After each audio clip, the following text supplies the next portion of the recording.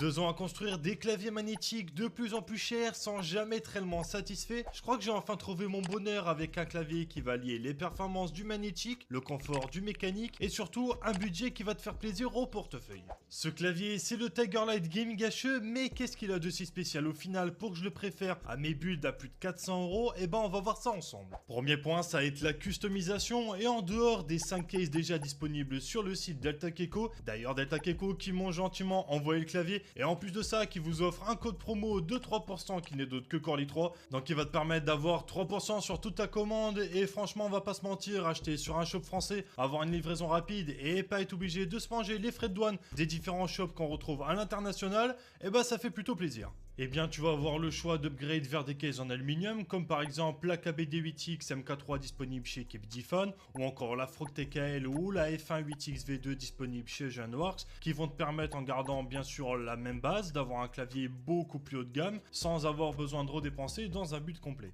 Il y a ensuite le rapport qualité-prix du build qui est juste excellent que vous le vouliez ou non, 119 € pour un kit avec les stabilisateurs avec absolument tout ce qu'il vous faut hormis switch et keycaps pour 119 balles. Les gars, c'est pas cher si on compare à Wooting un build complet avec 2 meilleurs keycaps et surtout merci Léo Live Thierry d'exister, ces Switch est une pépite. D'ailleurs, je vous mettrai tous les liens dans la bio. On est très loin en termes de qualité et en restant sur un tarif bien inférieur. Bien évidemment, tu pourras faire des folies et mettre des kits GMK qui forcément pourront grimper le prix par rapport à un 80 HE, mais tu auras des keycaps de bien meilleure qualité et surtout des Switch. Oh là là, mais quel poulet. Et ce qui vous intéresse au final, la partie performance, puisqu'actuellement le Venom TKL est le clavier TKL le plus performant du marché. Et non, désolé pour ta Titan, c'est pas le Wooting que t'as payé une fortune, mais bien le clavier que t'as devant les yeux, tu payes un clavier moins cher, qui va être plus performant. Après Genworks, c'est pas des petits dans le milieu, ils savaient parfaitement ce qu'ils faisaient en développant un clavier HE, ils l'ont optimisé au maximum,